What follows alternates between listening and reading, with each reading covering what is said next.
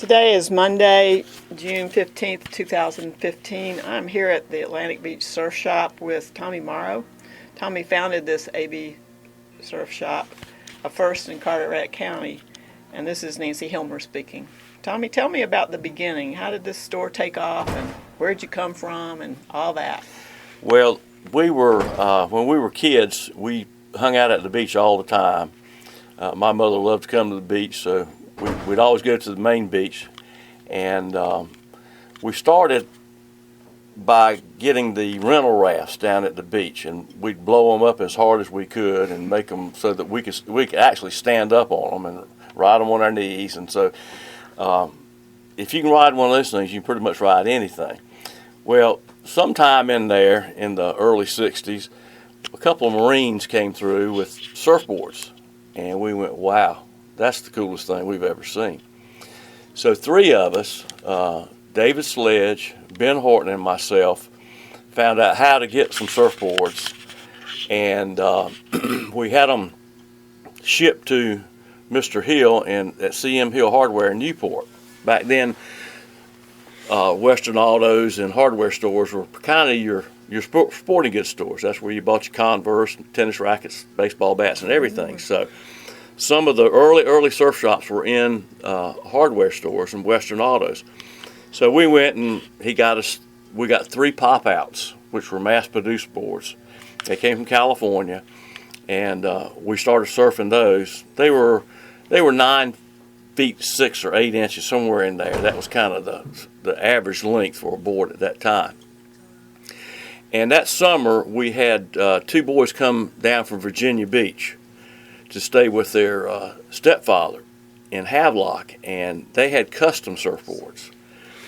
And we saw them, and of course they let us ride them because everybody, there was nobody surfing, just a handful of us. And we went, wow. I mean, this is like going from a Ford pickup to a Corvette. I mean, just that much difference. It rode that much better. So the nearest surf shops at that time, this would be 1963 or so, was Virginia Beach and Cocoa Beach. So I asked my father, I started working when I was very young and saved my money up. I asked my father if he would take me to Virginia Beach to get a custom surfboard. I told him I could sell my old surfboard for what I had in it, supply and demand. There were none around. So he took me up there, and I went to Smith & Holland Surf Shop and bought a custom Hobie. Came back home, and surfboards weren't changing that much at that time. It was more of a material change than it was design change. But they were, every time they changed something, they would ride better, and we'd read about it. And at that time, beach blanket bingo and all that kind of stuff was popular at the movies. So, surfing was getting to be popular, and we were real interested in it. So, hey, you're fine, you're fine. No, we're in y'all's way. Okay, you're on. Yeah, and so we got the custom surfboard from Virginia Beach, and that made, there's 3 or 4 custom boards on the beach, and we start, more people got interested in it. And so that, about 6 months later, I asked my father to take me back to Virginia Beach to get another surfboard because I wanted a different design. And he said, well, why don't you start selling them? I said, wow, I'm 15 years old. I said, wow, Dad, that's cool. How do we do that? And he was always a businessman and could see things, were starting to, it was getting popular. So he said, I'll lend you $1,000 and you get 2 partners with $1,000 each. So I went to Ben Horton. His father had Horton's Motel at the Circle at Atlantic Beach and the Water Works. He had the pumping town that pumped all the water. And then Bobby Bart's, his daddy owned Idle Hour Amusement Company, which were all the pinball machines and pool tables, and he had a big warehouse on the causeway where he stored all that stuff and worked on them, and stored them in the wintertime. And he gave us a little corner. And I'm pretty sure the name might have been AB Surf Club that we had it at first, but we never had a sign or anything. So we started out with 24 men's surf trunks and 10 Hanson surfboards. So that's how Atlantic Beach Surf Shop got started. And Bobby was the oldest of the three, and Vietnam was pretty active right then, so he had to leave and go in the service. So Ben and I bought him out, and then about a year later, I bought Ben out, and that's when we moved over on the east side of Fort Macon Road. And we had a little block building there. And that was the first kind of official Atlantic Beach Surf Shop. And we were there. That's how Miss Marsh has Marsh's Surf Shop. Mickey's mom got involved in surfing. Service also got me. I stayed in the water down at Wilmington College more than I did in class, so I had to go into service. So my father was keeping the store open, but he ran the theaters in town, and he was too busy. So Miss Marsh, Betty Marsh, was at the beach all the time watching her son surf. She had two boys, Mike and Mickey, that were really good surfers, and so he asked Miss Marsh if she would come run the store. And so that's how they got in the surf business. And then when I got out of the service, I took the store over, and then they opened up their surf shop. And that was in 1971. I moved on the west side of the stoplight. There was a fast fare there. On the corner is First Citizens Bank, and then there was a little strip center owned by Gary Walder's mother. He had the Texaco station on the other corner, and there was a fast fare, which is like a quick pick. And then I had a little store section there, and there was a laundromat on the end and a realtor there. Well, after about 2 years, I started growing, and I got permission to, the realtor left, and I got permission to knock the wall out there and double the size of the store. So what year would have that been? We moved to that location in 1971, and I built this store at this location in 1982. So we were there 11 years. And I bought this property in 1975. It was 4 lots on West Fort Macon Road, Salter Path Road, and didn't build until 1982.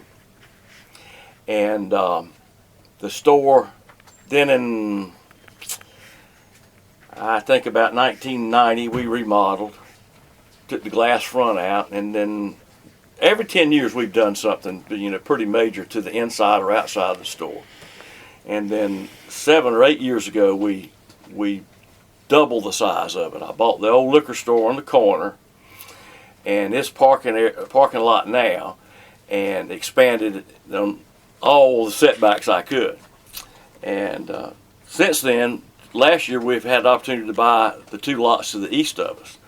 So we have the whole block now except for one corner lot for future expansion.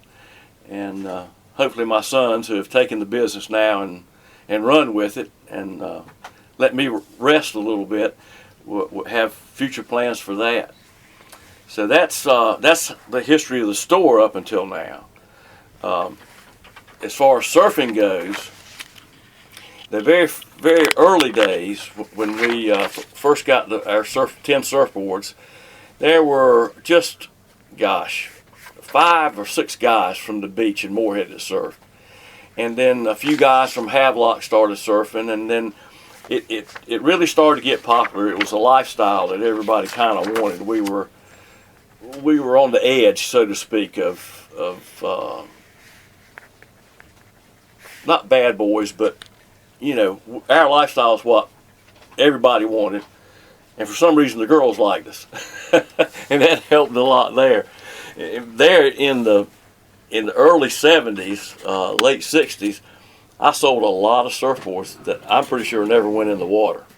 I think guys from inland bought them and bought a surfboard rack so they could ride around the beach with a surfboard to impress all the girls. But it got real popular in the 70s, and boards got short.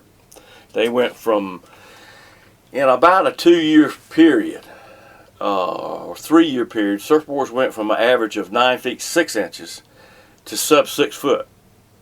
There was a lot of design changes. A lot of it came from Australia. Found out we could ride shorter boards. That made them a lot more performance oriented, and you could do more stuff on the wave than just, kind of riding and nose riding and long cutbacks. This was more, a lot of turns and all kinds of things. And that was not good for surfing, because the new surfer, a young kid, 12, 13 years old, he wants to look cool first off. And so they would come in, and our surfboards were all, 5'10" down to 5'4". And they're really hard to ride when they get that size. So the kid wouldn't go over to the used board rack, listen to me, and I say, you get this surfboard that's 6.5, 7 foot long, and you'll be able to ride it and have fun and learn. And then you can come down. Well, people wanted to ride whatever the good guys were riding, and it was really hard. And surfboards stayed from 6'6" to 5'6" for quite a while, on up into the in the 90s. It was a tri-fin shape, and they were really high performance, and that's what the pros were riding, but the pros weren't surfing East Coast waves and Atlantic Beach Southwest chop. So the boards didn't perform that well. Only the guys that were really, really good surfers, which they could ride anything anyway, could ride them. But there were shapes that worked much better that people wouldn't accept until later on. And then in the 90s, longboards came back. And when I built this store here, the surfboard loft upstairs holds, I think, 250 surfboards. And I built only an 8-foot ceiling. Because if you'd have told me that I would be selling surfboards over 7 foot in the future, I'd say you're crazy, isn't it? Now, were you shaving them yourself, or No, buying them from somebody? Buying them. We never shaped them. We had a repair shop for a long, long time. But just about all of my boards came from the West Coast and Hawaii. And we sold a few East Coast manufacturers' boards. But so the longboards come back, and the young surfer, the good young surfers tried it, and they went, wow, this is really a cool feeling, a cool way to surf. So it got real popular. And that brought back some old guys out of the armchair and back in the water, because they're so much easier to paddle and ride. And then people brought back retro shapes, single fin, pintails, twin fin fishes, stuff that were popular, but board design changed so quickly that they weren't there long enough for people to really, stick with them that long. So the guys that had surfed them said, we need to bring these shapes back. And Al Merrick was one of the guys to do that. He owns Channel Island Surfboards, and he was known as the best shaper in the world. Yeah, the top pros always rode his boards. So those boards came out, and people started riding them and go, wow, these things do things that we can't do on other boards, and it's really neat. So there we have longboards, then we have retro classic boards, and then sometime in the 2000s, the surf movie Blue Crush came out. And it was a girls' surf movie. And at that time on, what's the music thing on TV, the show? MTV. They had a program about girls surfing. And so girls got real interested in it. We had never had very many female surfers, not at all. And all of a sudden, bam, we're going, this is crazy. I would say for 2 years that 50% of our sales were to women, which had never happened before. But we had all shapes to sell. We had fun boards, we had short boards, we had long boards, we had every shape, size shape you can imagine. And we could fit you, if you would listen to us, we could fit you with a surfboard that you could go out there and have fun. Start standing up right off the bat and have a good time. And that's what surfing's about anyway. Now, what was the name of that girls' movie? Blue Crush.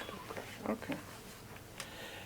And I mean, it was crazy. And then when the girls got out there, a lot of the dads went out. And we sold surfboards. One of the neatest things I did at that time was I sold 2 twin brothers from Raleigh their first surfboards at 55 years old. And to this day, they're still some of the biggest grimmies that there are. They love it. They come down all the time and go surfing. And after that, I told my sons, I said, you know, this surfboard thing it's never happened like this before, and I don't think it's going to continue. We were stocking up to 400 surfboards at one time. It was crazy. And we bought a container load of surfboards from Al Merrick one time. And so that lasted 2-3 years. And a lot of the women just didn't stay with it and get back in the water and keep it up. So nowadays it's back to, you know, the normal. It hasn't, of course, it dropped a lot then, but it's leveled off, and it's been about the same for the past 10 years. And but we still have every size and shape available, so that we can make sure you have a good time. So are you talking about children? Sort of we're doing it the same, or? We have soft surfboards for children, which are very, very popular with parents because they won't hurt them if the boards hit them. So we start them out on boogie boards and then little soft surfboards, and then when they get older and can handle swimming and control the board better, then they'll go into a hard board. But even now, the hard boards are so light. If they hit somebody, they won't hurt you. But it's right now it's at the best point that it can be for beginners. Because of all the choices. Yes. Mm-hmm. Yeah. In those eras when we were changing so quickly in design, like when you come in the store and there was nothing over 5'10". Well, that's not good, mm-hmm. Because they're hard to ride. Mm-hmm. And now I can put you on a 10 foot if the guy's tall enough. Yeah. Huh. And another thing that has gone crazy is paddle boarding. It has just really taken off. When it first came out, I said, well, it'll be one of those fads. Windsurfing never happened over here. It was Europe and Canada kind of a sport. It never did take off in America. And I said, well, it'll be something like that. But we've had to build on to our board room to accommodate them because they're so big.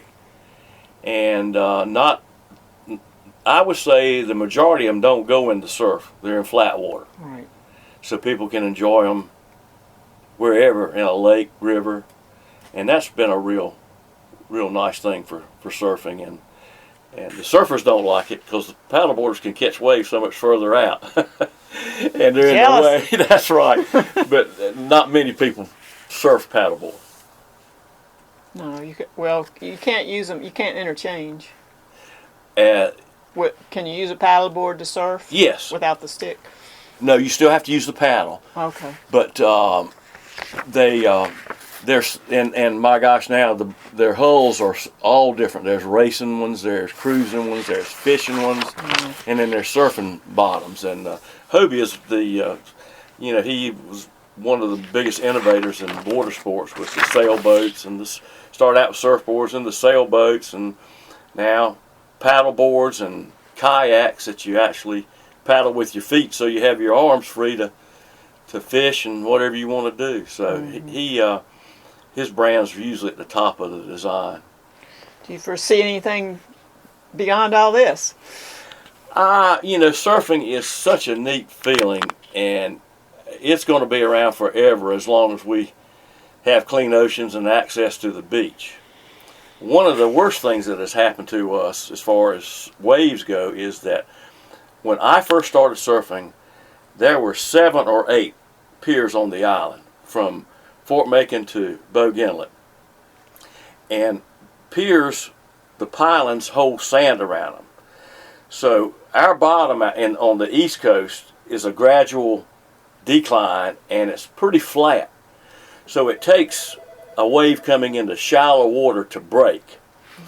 So, if you got reefs or, in Hawaii, the waves swell comes out of really, really deep water up to a reef, and that's what jacks the wave up and makes it break. Well, the piers kind of do the same thing. They would build sand shoals off or either side. So the piers were...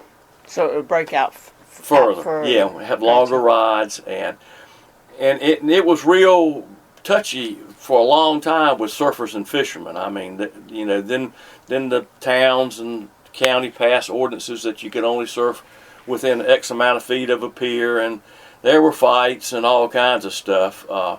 But now, this island only has 3 piers. Oceana, Sheraton, and then Bogue Inlet. So we've lost a lot of breaks. And back then, when we first started surfing, there was nothing between Atlantic Beach and then Salter Path and then Emerald Isle. So except for the fishing pier, so we could just ride along, pull off the side of the road, and go surfing. And the access was available to us anywhere we wanted to go. But now with development and no pier parking lots and stuff, it's much harder. It's a lot less places that are convenient to surf. And that's where Shackelford and Cape Lookout come in. The local boys, have been going over there forever with their boats and surfing. And so they're still really popular surf breaks. But Shack only breaks on certain swells. But when it does, it is one of the best places ever. Aaron Chang, who is one of the most famous, if not the most famous, surf photographer, came through after Surf Expo. That's a trade show down in Orlando, one September, and we had a storm come through. And he was traveling with the 2 Lopez brothers, who were pro surfers, and they happened to hit this swell that we've had 4 or 5 times that just makes Shackelford unbelievable. And at first, it was just the local guys that knew about it. And when he came through, he promised the local boys that took him over there that he was going to print the pic photos in Surfer Magazine, but he was not going to say where. And he's just put Outer Banks. And of course, with communication nowadays and the internet, it didn't take long for folks to find out where it was. But he told us that that shore break at Shackelford was the second only to Puerto Escondido, Mexico, as the gnarliest shore break he'd ever photographed. Rough out there. And it's real shallow where it breaks. So that was quite, and when that happened, then we had some guys do some toe-ins, and it got really really controversial there at the time between locals and people coming in and taking their surf break. But it only happens very, very seldomly that we get that perfect swell. That it all lines up. Yeah, yeah. So there's talk about building a groin out that way. Yeah. What will that do? Anytime we can get any kind of a jetty or a groin that will hold sand, then it's going to make a break. And that was one reason a lot of places in California, they had jetties and all kinds of places that some took surf away and then some made good surf places. But you have to have some kind of a change in the bottom to make a wave break properly. Has all the shifting sand, that's okay, what's happening to Shackelford and the shifting sand and the beach nourishment, all that, has that affected surfing? Yes, it has. When the sand shifts, it's going to shift where the waves break. And if it fills in a place too much, then it's too shallow and it won't break. So it has a lot to do with that. And then beach nourishment, a lot of times that is making it still a real consistent shallow, the depth gets deeper real slowly, and so the wave just doesn't have anything to make it hump up and break. Right. Okay. Wow. Things shifting sand, shifting sport. That's right. Well, thank you so much, Tommy. Anything else you can share with me? No, just people that haven't tried it need to try it because it's a great thing, and we got surfboards for every size and age. All right. Thanks. You're welcome.